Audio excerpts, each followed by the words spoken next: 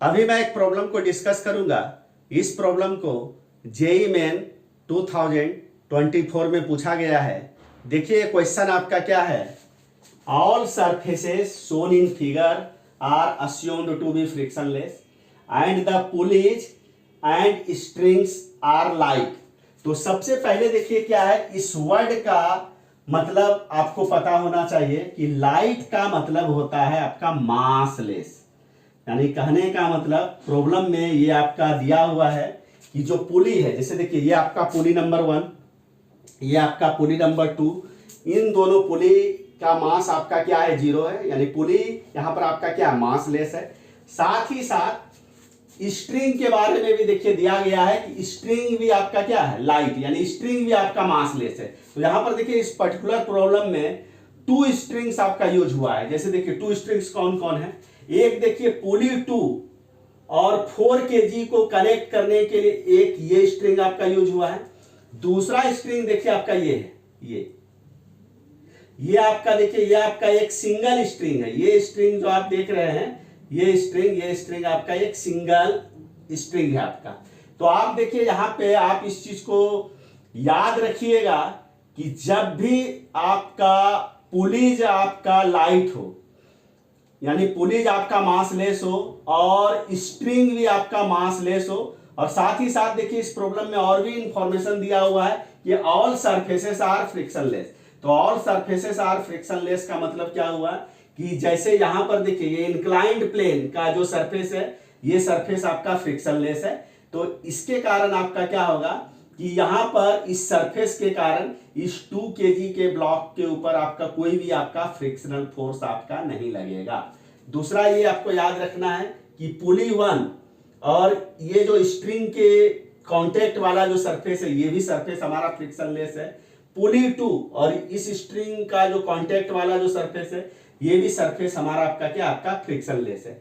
तो आप इस चीज को याद रखिएगा, ये वेरी वेरी इंपॉर्टेंट आपका रिजल्ट है कि जब भी पुलीज एंड स्ट्रिंग्स आपका मासलेस हो और साथ ही साथ पुलीज आपका फ्रिक्शनलेस हो, तो उस कंडीशन में यहां पर जहां तक आपको एक सिंगल स्ट्रिंग आपको दिखेगा, उसमें टेंशन का आपका क्या होगा, एक सिंगल वैल्यू होगा। जैसे इस पर्टिकुलर प्रॉब्लम में अगर आप देखिए तो इस पर्टिकुलर प्रॉब्लम में 2 स्ट्रिंग्स आपका यूज हुआ है। एक स्ट्रिंग आपका यूज हुआ है 2 kg, एक स्ट्रिंग आपका यूज हुआ है पुली 2 और 4 kg के बीच में। तो इस स्ट्रिंग में हम लोग टेंशन को मान लेते हैं आपका T2। एक देखिए दूसरा स्ट्रिंग आपका यहां यूज हुआ है, देख रहे हैं ये स्ट्रिंग, ये आपका एक सिंगल स्ट्रिंग है। तो इस सिंगल जो ये आपका दूसरा स्ट्रिंग है, इसमें हम लोग टेंशन मान लेते हैं आपका T1। ये यहां भी T1, यहां भी T1, यहां भी आपका T1।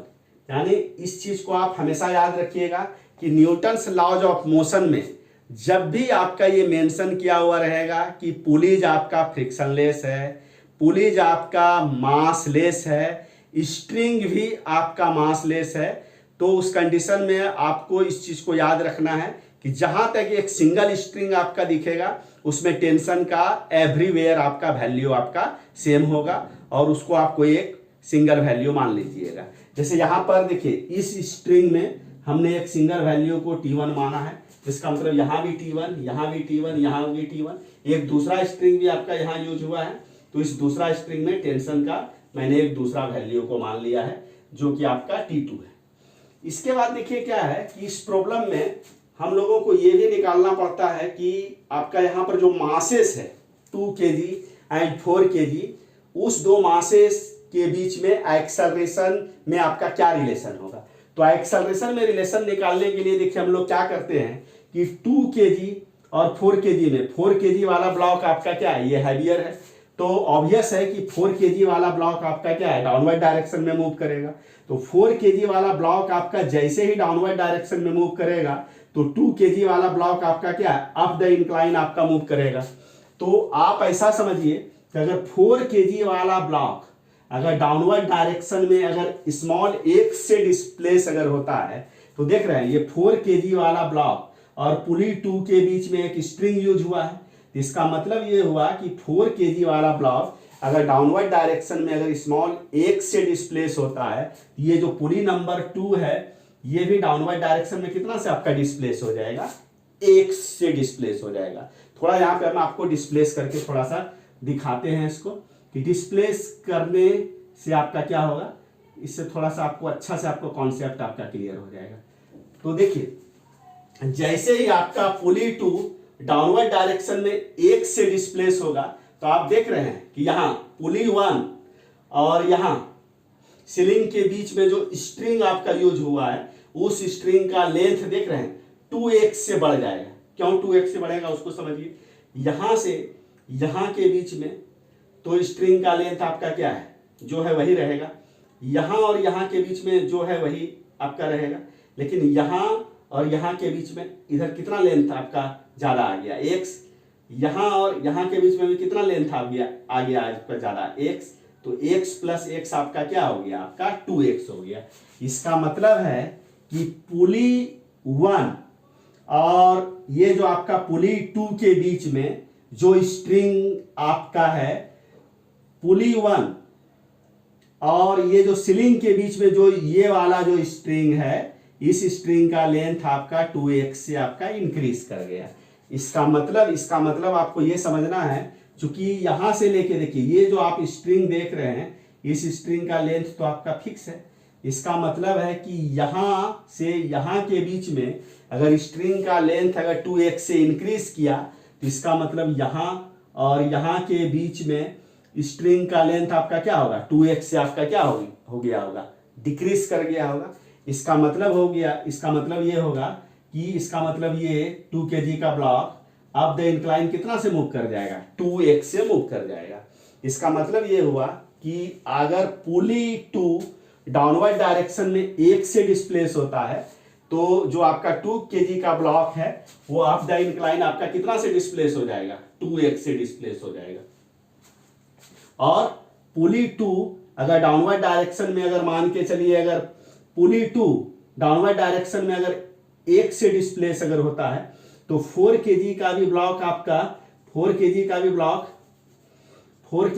ब्लॉक आपका डाउनवर्ड डायरेक्शन में कितना से डिस्प्लेस हो जाएगा, 1 से।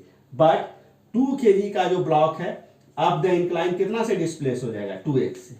इसका मतलब किसी टाइम t पर पुली 2 का अगर वेलोसिटी अगर v होगा डाउनवर्ड डायरेक्शन में तो 4 kg ब्लॉक का भी डाउनवर्ड डायरेक्शन में वेलोसिटी आपका क्या होगा, आपका v ही होगा। और 2 kg ब्लॉक का अप द इंक्लाइन आपका वेलोसिटी आपका क्या हो जाएगा, 2v हो जाएगा आपका। तो इसको और आगे हम ये भी कह सकते हैं कि वेलोसिटी को टाइम के रिस्पेक्ट में डिफरेंशिएट करेगा तो क्या आएगा, एक्सेलरेशन। मतलब किसी टाइम t पर अगर पुली 2 का डाउनवर्ड डायरेक्शन में अगर एक्सेलरेशन अगर a है तो पुली यानी 4 kg ब्लॉक का भी डाउनवर्ड डायरेक्शन में एक्सेलरेशन आपका क्या होगा, आपका a ही होगा। तो आपका 2 kg ब्लॉक का अप द इंक्लाइन आपका एक्सेलरेशन आपका कितना हो जाएगा, आपका 2a हो जाएगा। तो इस प्रकार से 2 kg 4 kg इस प्रकार से पुली 2 4 kg और 2 kg के बीच में एक्सेलरेशन में आपका क्या रिलेशन है, ये मैंने आपका यहाँ पे निकाल लिया। तो अब इस प्रॉब्लम को सॉल्व करने के लिए हम लोग फ्री बॉडी डायग्राम को ड्रॉ करते हैं। तो सबसे पहले हम 2 kg के लिए फ्री बॉडी डायग्राम को ड्रॉ करते हैं। तो देखिए तो 2 kg का ब्लॉक को कहाँ रखा गया, आपका इंक्लाइन प्लेन पर। तो 2 kg के ब्लॉक के ऊपर देखिए कौन कौन सा फोर्स लगेगा, ग्रेविटेशनल फोर्स mg मतलब 2 × g डाउनवर्ड डायरेक्शन में लगेगा। ये जो आपका इंक्लाइन प्लेन का जो सरफेस है उस सरफेस के कारण ब्लॉक के ऊपर नॉर्मल फोर्स आपका किधर लगेगा, आपका सरफेस के परपेंडिकुलर डायरेक्शन में लगेगा।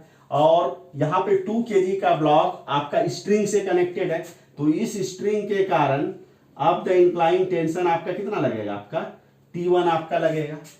और ये जो 2 kg का ब्लॉक है ये अप द इंक्लाइन कितना एक्सेलरेशन से आपका मूव करेगा, आपका 2a एक्सेलरेशन से आपका मूव करेगा। और यहाँ पर देखिए ये एंगल हमारा आपका कितना है, 30 डिग्री है। तो ये एंगल अगर आपका 30 डिग्री है तो ये एंगल आपका कितना हो जाएगा, 60 डिग्री हो जाएगा, क्योंकि ये एंगल हमारा 90 डिग्री है। तो 90 + 30 120 + 60 180। तो ये अगर 60 है तो ये आपका ये परपेंडिकुलर है ना, तो ये 60 हो गया, तो ये आपका क्या हो गया, 30 हो गया। तो 2g का इधर वाला कंपोनेंट क्या हो जाएगा, 2g cos 30 हो जाएगा। इधर वाला कंपोनेंट आपका क्या हो जाएगा 2g आपका साइन 30 डिग्री हो जाएगा। क्योंकि देखिए क्या है कि जो आपका 2 kg का ब्लॉक है इंक्लाइंड प्लेन के परपेंडिकुलर डायरेक्शन में इसका कोई भी मूवमेंट आपका नहीं हो रहा है, यानी आप कह सकते हैं कि 2 kg का ब्लॉक इंक्लाइंड प्लेन के परपेंडिकुलर डायरेक्शन के लिए ये आपका क्या है रेस्ट में है। तो न्यूटन के फर्स्ट लॉ से 2 kg के ब्लॉक के ऊपर इंक्लाइंड प्लेन के परपेंडिकुलर डायरेक्शन में नेट फोर्स आपका क्या हो जाएगा 0 हो जाएगा। यानी कहने का मतलब एन बराबर आपका क्या हो जाएगा 2g cos 30 degree. This is equation 1। अब देखिए तो 2 kg का ब्लॉक अप द इंक्लाइन कितना एक्सेलरेशन से आपका जा रहा है 2a, तो up the incline net force आपका कितना हो जाएगा T1 minus 2g sign 30 degree हो जाएगा नेट फोर्स। यानी एक्सेलरेशन के डायरेक्शन में जो फोर्स है उसको प्लस ले लीजिए, उसके अपोजिट में जो है उसको माइनस ले लीजिए और दोनों का ऐड कर दीजिए, तो यही क्या हो जाएगा net force. Net force equal to क्या होगा मास टाइम्स एक्सेलरेशन। तो मास कितना है 2 kg और एक्सेलरेशन आपका कितना है 2a।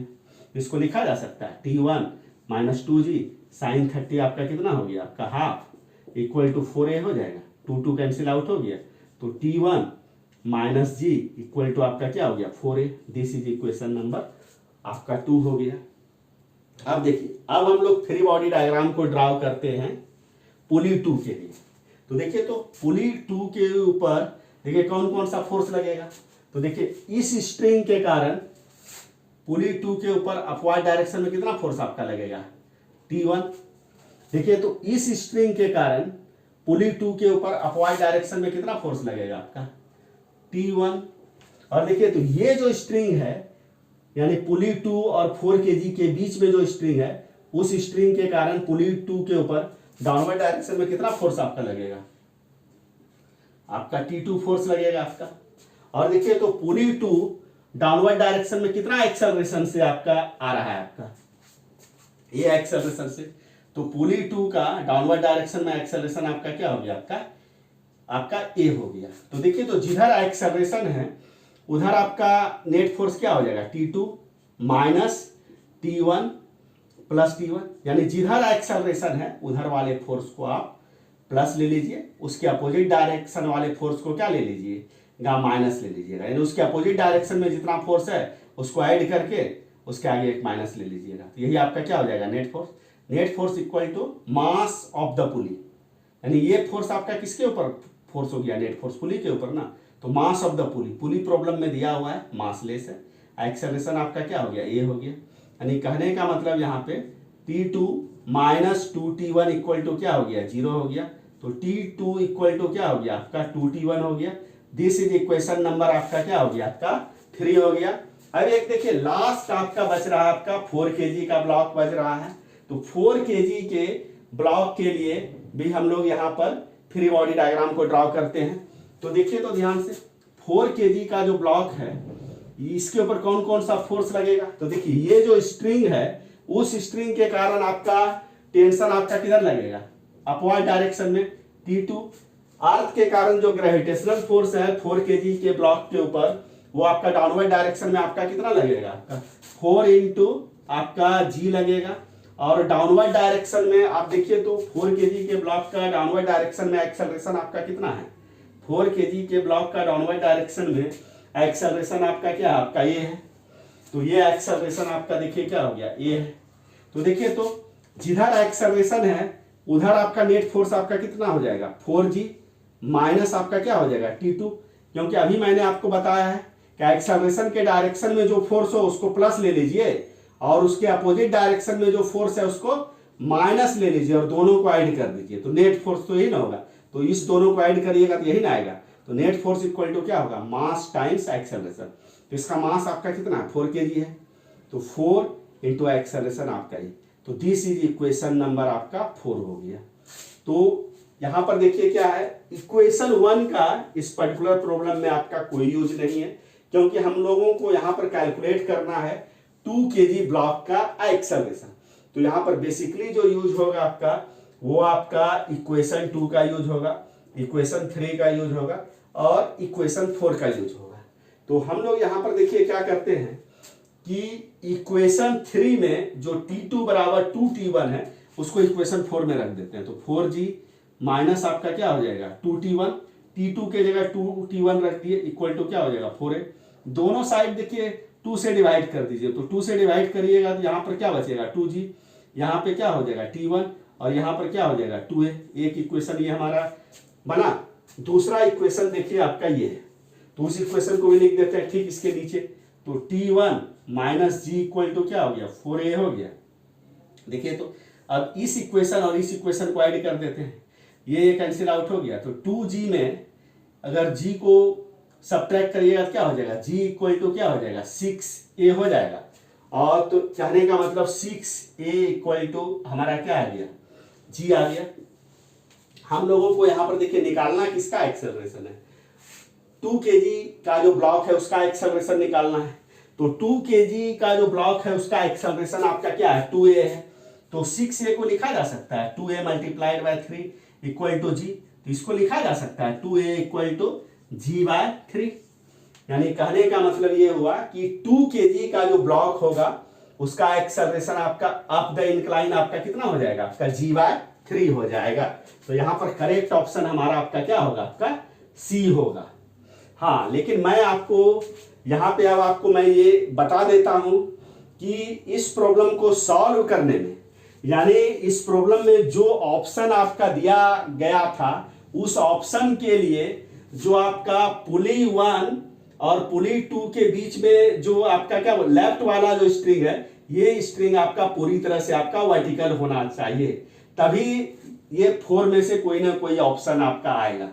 जैसा कि अगर आप डायग्राम में अगर आप देखिएगा तो डायग्राम में पुली 1 और पुली 2 के बीच में जो स्ट्रिंग को दिखाया गया है कुछ इस ढंग से दिखाया गया। आप इसको ऑब्जर्व करिएगा, इसको कुछ इस ढंग से दिखाया गया।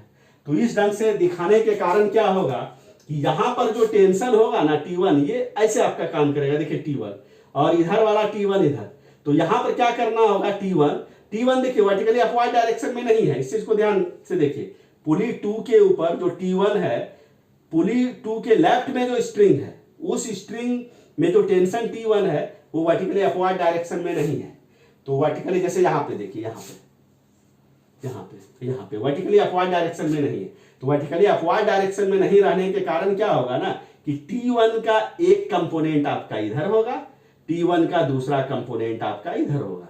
तो T1 जब आप पुली 2 के लिए जब आप फ्री बॉडी डायग्राम को ड्रॉ करके जब इक्वेशन को लिखने लगिएगा तो यहां पर फिर तब T1 का जो इधर वाला जो कंपोनेंट है उस कंपोनेंट को कंसीडर करते हुए प्रॉब्लम को हम लोगों को सॉल्व करना होगा।